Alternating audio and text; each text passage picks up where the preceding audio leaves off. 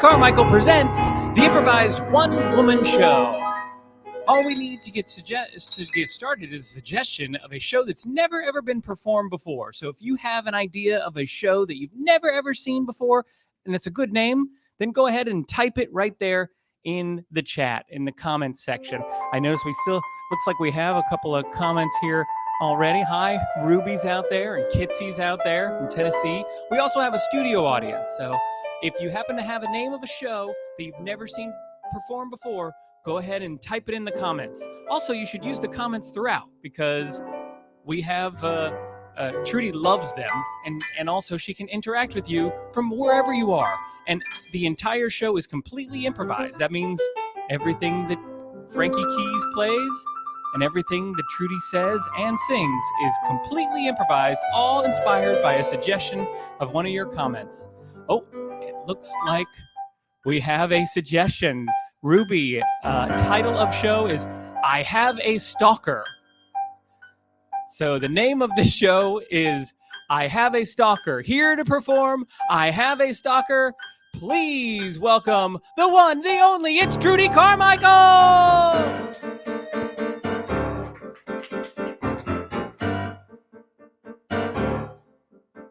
He's following me. I'm being followed. I don't see him there, but I know that he is. I'm being followed. I'm being swallowed by my fear of a stalker. I have a stalker. He is a stalker. Oh, what am I supposed to do? I have a stalker. He is a stalker. I ask you what you do. Everywhere I look, everything that I hear, I wonder if he's listening close to my ear. Oh, I need to get away.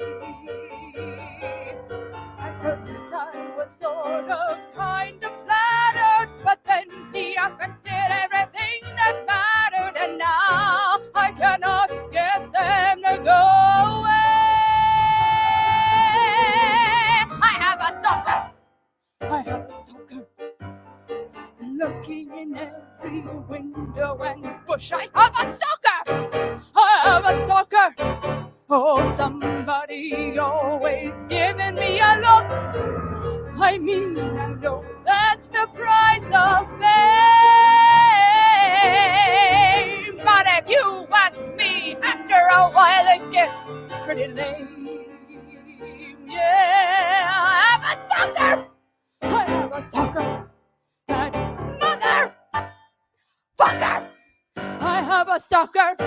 Oh, a stalker. I wanna get a look at her. Oh, come out of the shadows, you son of a bitch.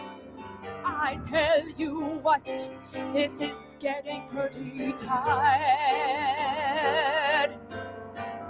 How would you like it if I came to your house and crept around like a little baby mouse? I don't think you'd like it very much. I don't think you'd like it at all. I am a stalker! Oh, a little baby catwalker, a stalker. Oh, get out of my life.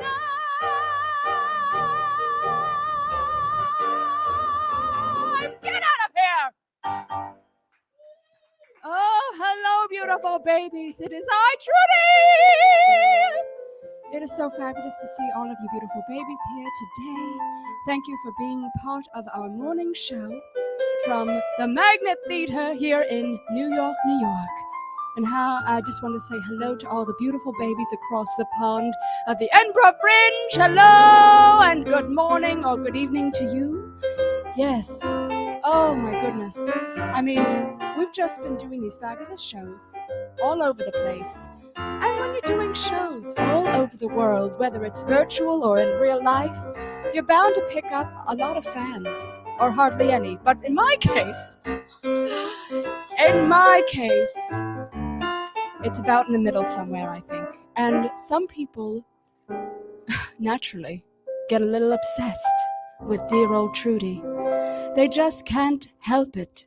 I have what you call the allure, and the way that I sing, the way that I move, the way that I speak, people want to be me, and they are obsessed with me. Some of them even want to become me. And I will tell you that that is all flattering and all well and good for a little while. But sometimes it becomes a bit much. And if I know anything, I know that there's only room in this world for one Trudy Carmichael. There can only be one of us. Do you hear me? Do you hear me? There can only be one of us. In this world, there's only room for one. No, there cannot be another facsimile. There's only room in this world for one Trudy. You can try and dress in blue sequins. You can try and dress yourself in diamonds. Are they fake or real? You can try and tease your hair, paint your face here or there, but I tell you one thing that's true, there is only room for one and not for you. There is only room for one of us in this world. There is only room for one of us in this world. You can try and be a carbon copy, but I can tell you that there's only room for one Trudy. Oh, I know that I am fabulous in every way, and you wish that you could be as fabulous as me, but I am here to tell you that that cannot be. No, I hate to burst your bubble, but you should hear it from someone. That someone is me. Oh, there is only room for one of us in this world. There is only room for one of us in this whole big, big world. You may think that you can possibly compare, but I tell you here and now, remember, yes, I tell you, there is only room for one Trudy. Get that in your thick head. Thank you, beautiful babies. Everybody out here in this live studio audience also knows and recognizes that there can only be one Trudy. So I'm sorry for those who are completely obsessed and trying to become me and steal my identity. Okay? Don't even try it. You know who I'm talking to. Mr. X. That's what I call him. Or them. Couldn't be sure if it's a man or a woman. But, you know, I just want to keep my own identity intact. Because it's not fair that people think that they're entitled to a piece of you. You know, maybe they just were never shown the kind of love that I've been shown in my life. And my heart does go out to them. You know, I understand that people get lonely. People didn't have role models in their lives. Someone to kind of steer them on a good path, to have empathy for others and consideration. There are just full-blown narcissists out there. Am I one of them? Yes, I am a full-blown narcissist. But I don't have BPD, you know, borderline personality disorder. I've never been diagnosed. Maybe I do. I've never gone to a psychiatrist to be diagnosed to see exactly what could be wrong with me, but I feel there's nothing wrong with me. And I know that there are other people who also, you know, experience the same kind of delusion that I have. But the difference between me and them is that I I respect boundaries. You know, that's the big difference. You may think that you are entitled to get whatever you want. That is how I feel on a daily basis. But the important thing to note is that I don't try to harm other people in the process. Or respect other people's boundaries. And you'll find you'll attract more flies with that honey. Yes, respect other people's boundaries, and I promise you will attract more flies with that kind of honey. I know that you may be lonely and desperate to succeed. You may be feeling alone and so very in need. But the last thing that you should do is to proceed with infringing upon someone's personal space. So respect everyone's personal boundaries. Yes, respect everyone's personal boundaries. And I tell you, you'll catch more flies with that kind of honey. You can respect everyone's personal boundaries. I tell you, I've been in those dark places myself from time to time. I've thought sometimes maybe I should commit some kind of crime, but I've thankfully journaled about it. I've gotten out in the world and I've sought out people who can support me in this world. Respect people's personal boundaries. And I tell you, you catch more flies with that kind of honey. Yes, just remember, we're all people in need, so respect people's personal boundaries, and you'll catch more flies with that honey.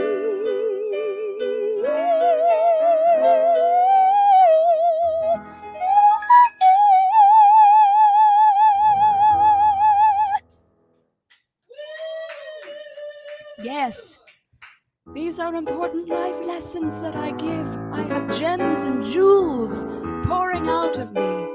I tell you, babies, you know, there's just so much missed connection between people these days. I mean, we're still in this pandemic, and so we feel even more alienated from each other, you know, more separated. People are growing more and more desperate by the day. And so it's no wonder that they're looking for someone to cling on to hold on to with all their might, even though they don't have that entitlement. If you love something, the most important lesson is you have to set it free. You can't own somebody. It's just not possible. Try as we might. I mean, I know that I've tried many times with Shane to just completely own him. He doesn't like it. He's expressed how he doesn't like it, and so he's taught me very important lessons. If you love someone, you must set them free. They are like a little tiny baby bee. You think they're flitting from flower to flower, and they may never come back to you again. Oh, but if you love someone, you must let them run. Yes, let them gallop across the plain. Even though if that freedom that you're giving them causes you a little internal pain. Oh yeah, I tell you, you can't catch lightning in a bottle forever. If you want the two of you to stay together, no, there's no keeping somebody down. How do you? I'm telling you, this is the truth. Yes, this is what you've got to do. Oh, if you love someone, you gotta set them free. You gotta let them fly like that little honeybee. Oh, I tried to hold someone and lock them with that key, but it doesn't work, baby. You gotta set them free. Oh, if you love someone, you gotta let them run and fly and be free. And then they'll come back to you.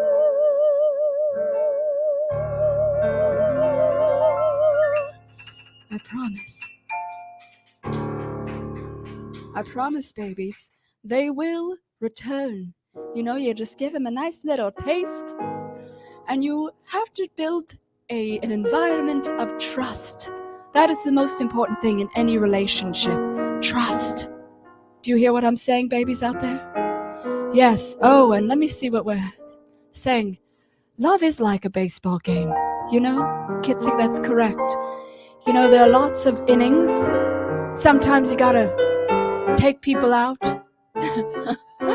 Right? Sometimes you have to switch up your pitches. Sometimes you strike out completely. And sometimes, if you're patient and dedicated, you will score that home run.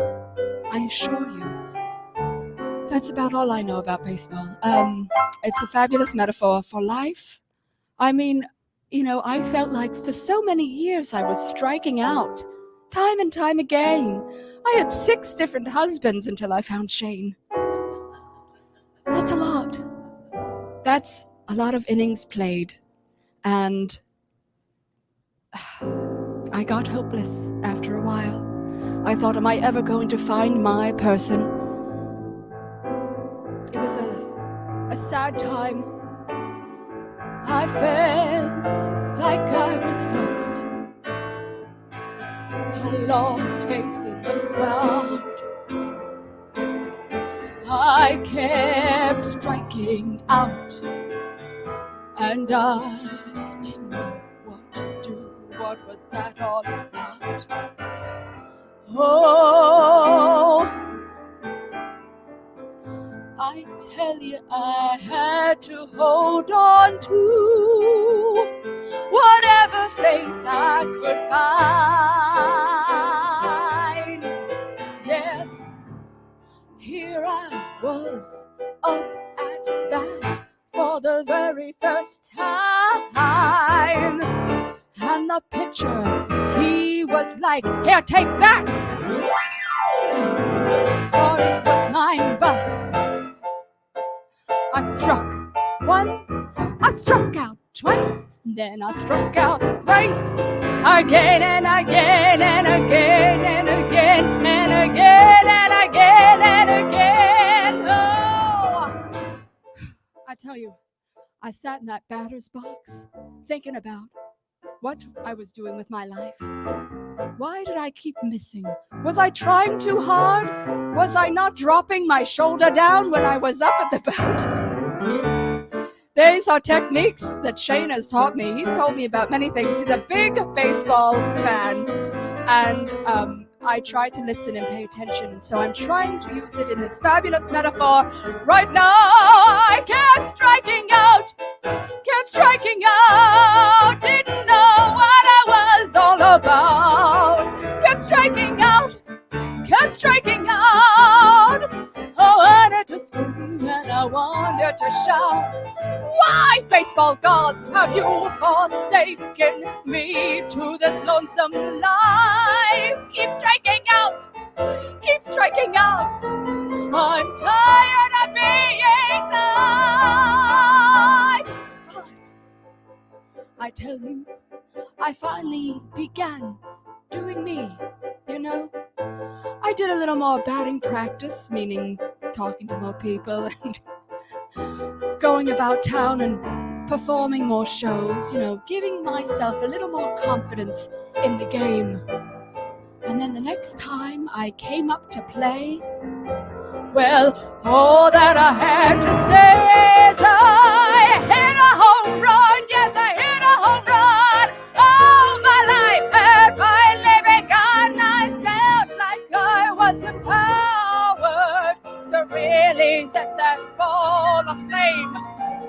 I didn't even realize that it was gonna happen, but when I least expected it, it came. Oh, I didn't strike out! Didn't strike out! No, I finally hit the home run of my life. Didn't strike out! Didn't strike out! Oh, finally, Trudy's life had begun, and I don't mean that I found a man and that my life finally began when I found a man. Let me be clear. I just meant that I finally felt like myself again.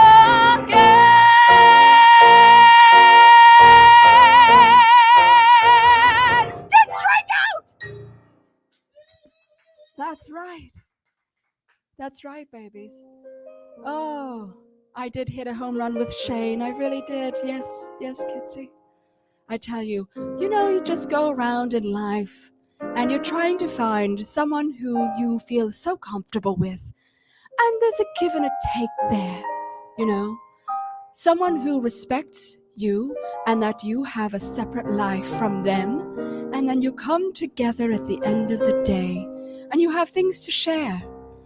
And so when I have, you know, people who I don't know very well, but who want a piece of me, I keep a distance, you know, I put a wall up because I am very terrified that they won't be able to let go. You know, they'll keep that iron tight grip. And that's what I think more people need to understand, is that having someone in your life, having a partner or a lover or even a best friend, isn't about holding a grip on them, you know, choking them until there's no more life left. No, you have to let everybody be their own person, and you have to be your own person. I mean, obsession is a tricky, tricky thing. And when I had, you know, someone who was trying to get a little too close, well, I had to send them packing. I couldn't keep them around. No, I tell you, they had to get out. And I was prepared to call the authorities if I had to, because there wasn't room for that. Having a stalker is a scary, scary thing. It's not fair to either person. No, I mean, it's just really effed up, if you know what I mean. There's no room for that. If I could talk to every stalker in the world, I'd say, take a good look at yourself in the mirror. Just think about exactly what you hope to gain through this obsession. And I think that you'll find that, you know, you're looking for a kind of love that you weren't given in your childhood. And get yourself into therapy stat, because there's just no room for that.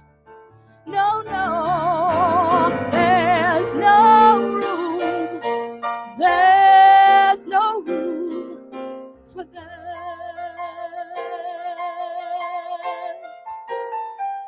No, there isn't.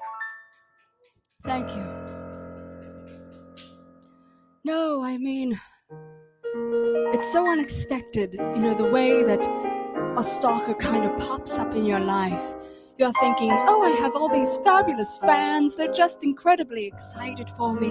They want to spend time. They come to every show. They're just wild about me. And I feel like actually they're giving me more than I'm giving to them sometimes, because they're inflating my ego, which needs a daily dose of inflation. Exactly, Ruby. Trudy does get it. I understand. I mean, I am a person who is very egocentric and egotistical, and I guess, I have so much of my own self-doubt and imposter syndrome that I deal with all the time. And so I look outside of myself for love, for validation. And that's all anybody really wants, Some people just go about it in a more extreme way than others. And so you appreciate people who are giving you all of this attention. But it does sometimes get out of hand in a very frightening, overwhelming, and scary way.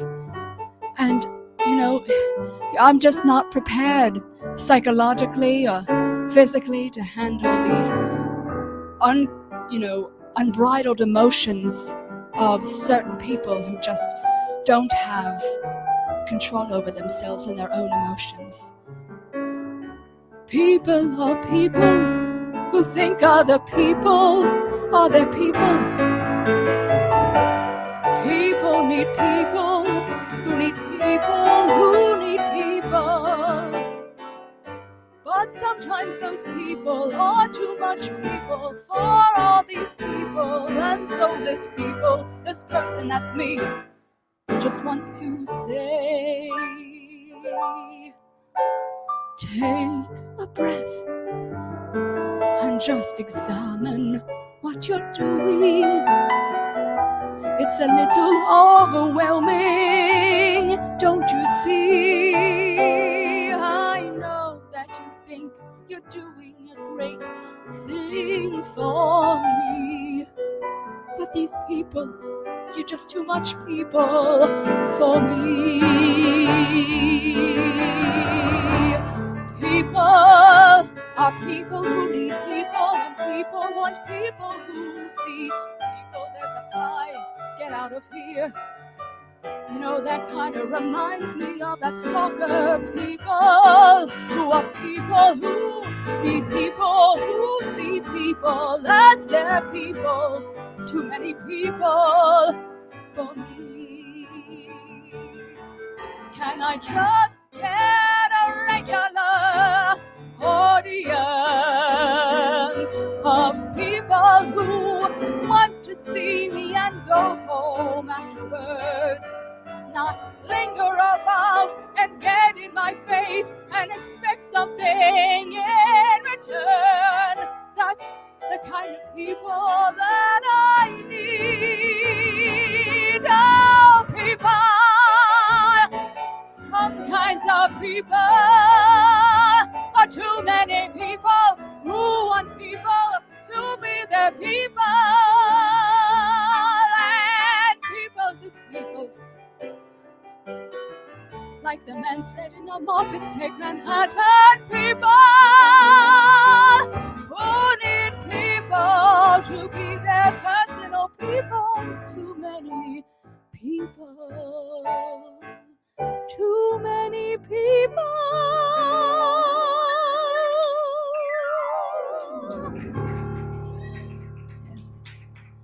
Yes. I I was watching a documentary about Michael Jordan last night. Actually, Shane was watching it, and I was there, so I was like, fine. I'd been taking a nap, and I woke up, and he was watching it, and I just was too tired to switch the channel while he was watching something, so it stayed on, and I saw the kind of pressure that Michael Jordan was under all those years, as a superstar. I mean, beyond superstar, one of the biggest stars of our whole entire lifetimes. This magnificent, tall, athletic man. And just, you would see footage of the people who would crowd around him, whether he was going from his home to a game, and then after, arriving at a game, the man never had any peace unless he was holed up in a little hotel room, People literally would just surround him suddenly, just out of nowhere. Like flies drawn to honey, just swarm him. And they would reach for him and touch him, and his security detail had to beat people back constantly. And I saw one moment where he was leaving a game, and these people were, there was this man who grabbed his head and just kept touching his head, just kept grabbing at his head. And I was horrified to see that kind of physical contact. The man couldn't get away. People just constantly up on him, wanting a piece of him. What do they want to do? Tear him apart? I mean, I'm moderately famous, so I've experienced being mobbed by some audiences, but never like that. No. They just want to touch him. They just wanted to feel him. They just wanted to surround Michael Jordan. I mean, what did you want? Did you want to pull off his head? It's too much, I said, for that man. Too much, too much. There's too much in that touch. Too much, too much. There's too much in that touch. Oh, can't you see that you're just trying to be all over someone who's just a human being?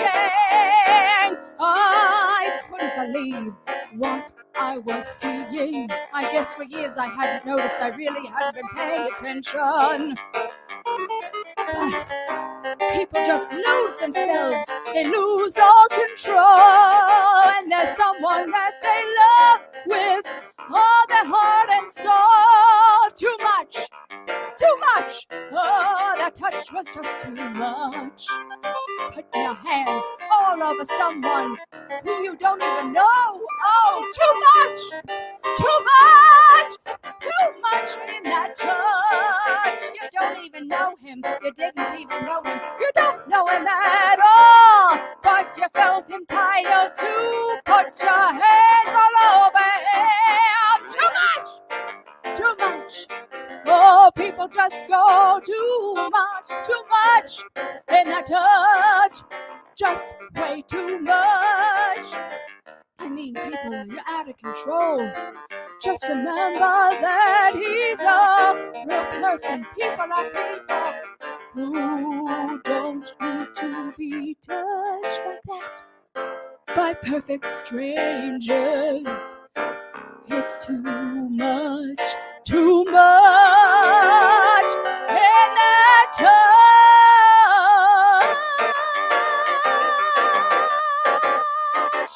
Too much. It was truly astonishing. I mean, maybe people thought, oh, he's a big man, he's this gentle giant. He can handle it.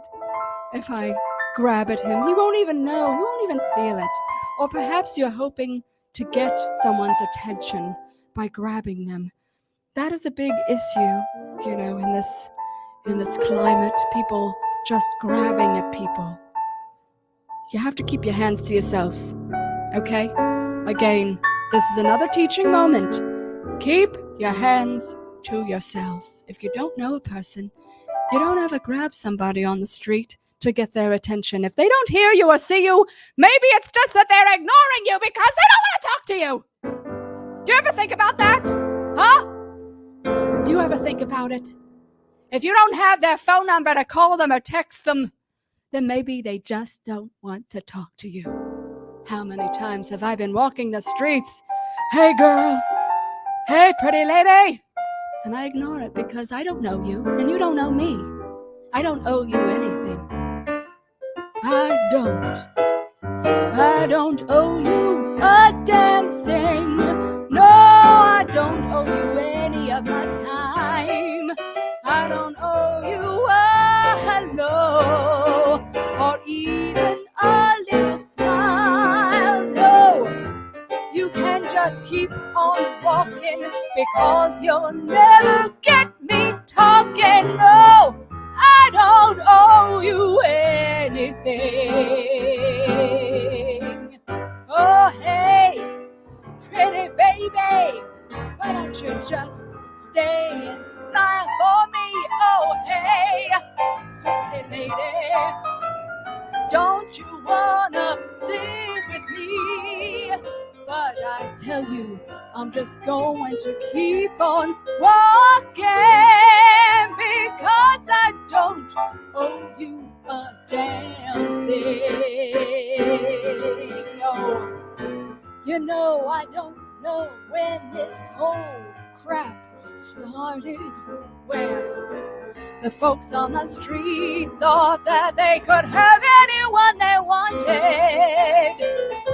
I guess, you know, evolution just happened to happen that way, where it's mostly men. I'm sorry to single you out, men, but you know it's true, and it still happens every day. Oh, hey, little lady, why don't you send me a wave? Oh, hey, I like your butt, lady. Oh, hey, baby, hey, but I don't care about anything you have to say. I'm just gonna walk away. I'm always gonna walk away because I don't owe you. I don't owe you. I don't owe you anything. Not a damn thing.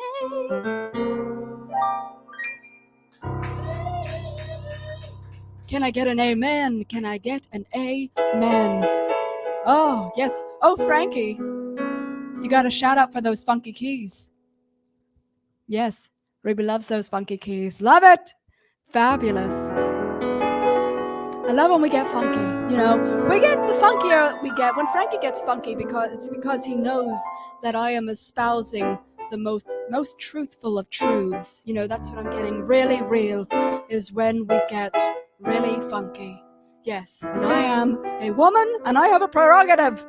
And I feel like, you know, I can sing about the behavior of cisgender men until the cows come home and the message will never truly be delivered, you know, or actually it will be delivered but not received.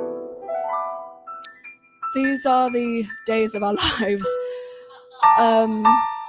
You know, I feel like so many people out there on the internet, on TikTok now, or Instagram or Facebook for the older people, you know, they're putting out all these messages all over the place with examples of how they are treated inappropriately by other people. And, you know, I guess that maybe people are seeing it, the people who need these messages probably see it. I mean, just about everybody's on social media, unless you're living under a rock or in a cabin far, far away. But if you're in that cabin, then you don't have the opportunity to harass people. So I'm quite convinced that the people who do need to see these things are seeing them, but they just never think it applies to them. You know? We keep on repeating ourselves, repeating ourselves, repeating ourselves, repeating ourselves, repeating ourselves till we're blue in the face. We keep saying again and again and again and again and again and again still not receiving the message. And I'm tired, so tired, getting completely exhausted. Yeah, so tired. I'm just so exhausted because all of those usually men are just doing things again and again that aren't nice, aren't appropriate. Time and time and time and time and time and again. Over and over. Everybody's putting out all kinds of messages, examples with actual videos and text, but you keep on missing the memo. Again and again and again and again and again. Oh, again and again and again and again and again. How much time will we need repeating till you finally take that meeting and get it through your thick head? I mean, don't you understand that all that we are looking for is a little respect, a little R-E-S-P-E-C-T. I say it, R-E-S-P-E-C-T. Am I spelling that right? But you know what I mean. My lady Aretha Franklin said, a little respect, a little respect. Can we just get a little respect again and again and again and again and again? We're repeating again and again and again and again and again until it loses all meaning. I am getting so tired of waiting for all of you guys to finally get the message that we're sending again and again, again and again and again. Yes, I mean seriously, babies, it's not cute. It's not cute anymore, ignoring all the signs. In the meanwhile, we have to see all the red flags to catch, you know. Are you just getting a little too close? Are you getting a little too entitled to us? Because sometimes, you know, you're very cunning and we don't see the signs right away. Thank you, Ruby. I never will stop trying to put out this SOS. Because I'll tell you, I'm not to be trifled with, not anymore. I'm not just gonna lay on the dirty floor. I'm gonna take a stand to any person who thinks they can take a piece of me. So if you're being followed by that stalker, or just pursued by some creep on the street, a temporary creep in passing, remember that I'm here for you, shouting. You don't have to take that anymore. I stand in solidarity with everyone, whoever you are, who's experienced some kind of harassment in any shape or form. You deserve it, and more. You don't deserve what I'm trying to say. I'm not gonna take it anymore. Oh no,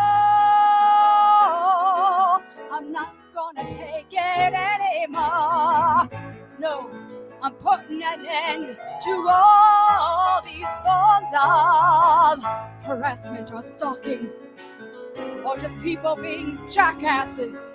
Oh I'm here for you. Just say I don't gonna take it anymore.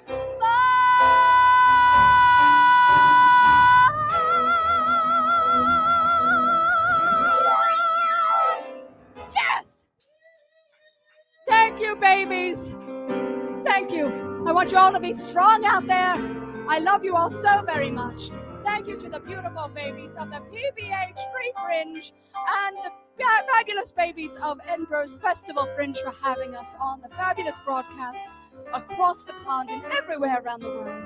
Don't forget, we're going to be back here tomorrow, 2 p.m. Eastern, 7 p.m. BST, and then also final show on Monday, 2 p.m. Eastern, 7 p.m. BST. Tell your friends, tell your lovers, tell everybody out there, your frenemies, whoever you got, tell them to come on by and see us sometime. But mostly tomorrow and Monday. Thank you so much to the fabulous baby Shane in the booth. Thank you to Michelle for being our fabulous studio audience.